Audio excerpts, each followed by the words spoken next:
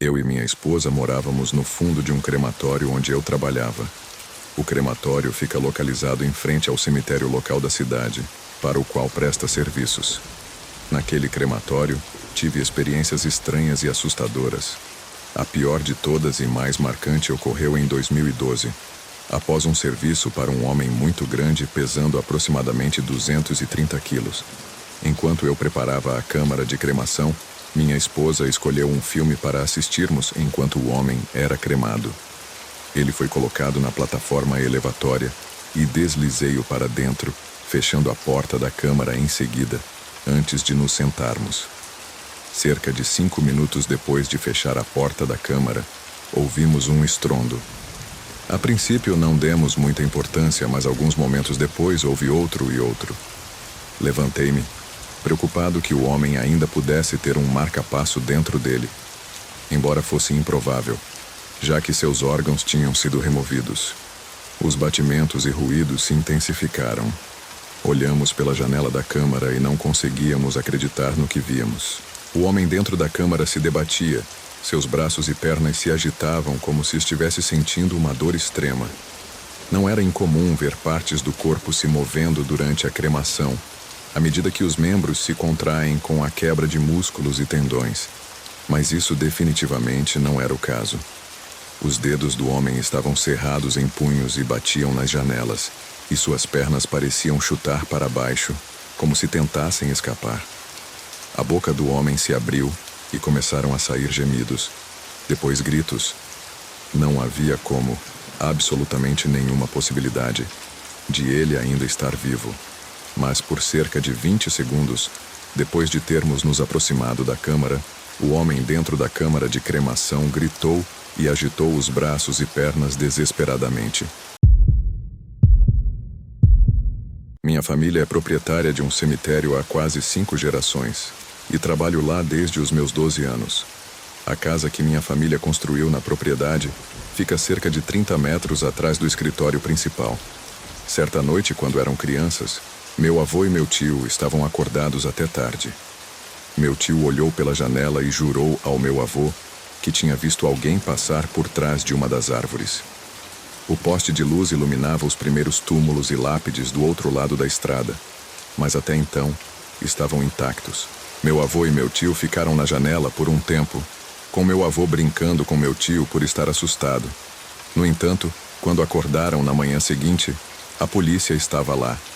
Entre o momento em que olharam pela janela e viram os túmulos intactos, por volta das 4 horas da manhã, e o momento em que notaram o tumulto, por volta das 7 horas.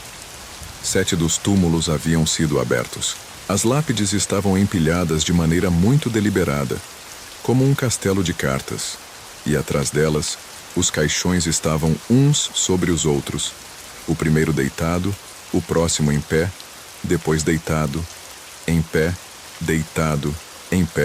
com o último deitado. Levando em conta as dimensões básicas dos caixões, aquilo tinha quase 9 metros de altura.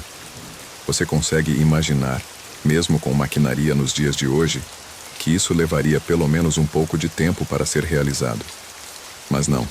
Nos anos 1950, isso foi feito em menos de 180 minutos, sem que ninguém na casa conseguisse ouvir nada acontecendo. Meu avô faleceu há alguns anos.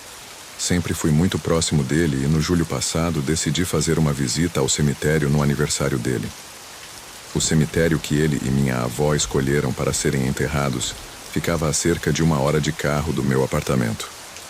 Enquanto minha família foi junta ao túmulo dele, eu tive que ir separadamente. Era um dia chuvoso e deprimente.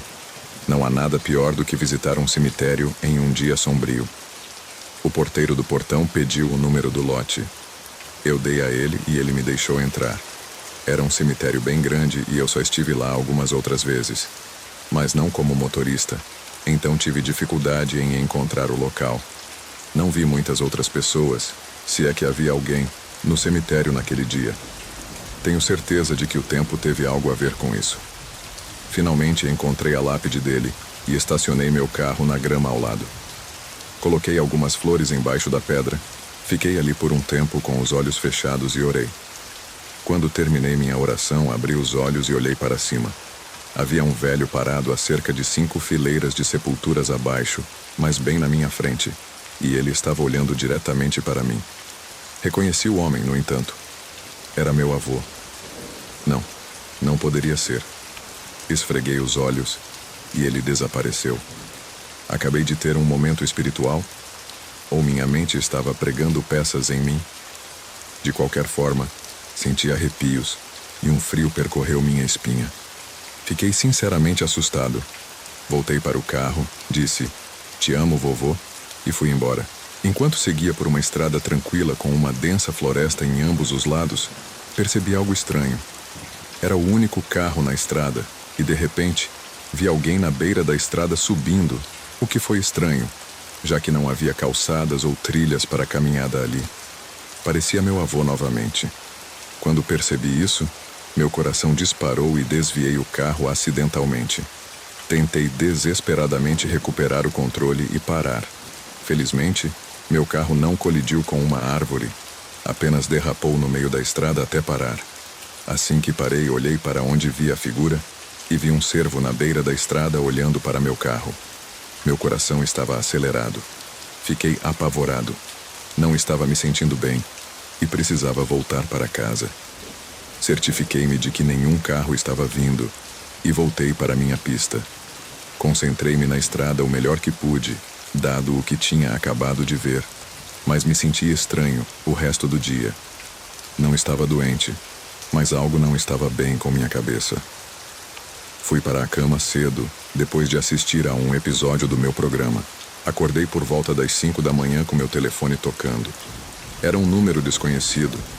Meu coração começou a acelerar novamente, e o fato de ter recebido uma ligação a essa hora não podia ser algo bom. Aceitei a ligação e coloquei o telefone no ouvido. Havia estática do outro lado. Finalmente eu disse olá. Mais estática. Mas o que pensei ter ouvido em seguida, não consegui entender claramente. Por um breve momento, talvez por meio segundo, pensei ter ouvido a voz do meu avô acima da estática. "Ligue", foi o que pareceu dizer.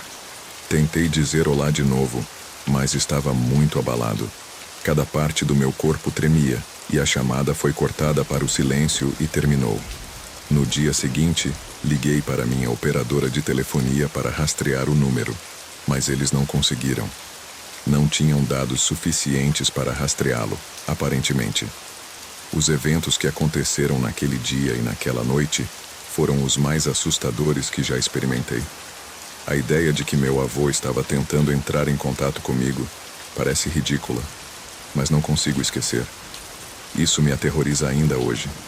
Não sei o que pensar ou como me sentir sobre isso, se parece ridículo ou não. Isso aconteceu e me assombra quase todas as noites. Era realmente meu avô ao telefone?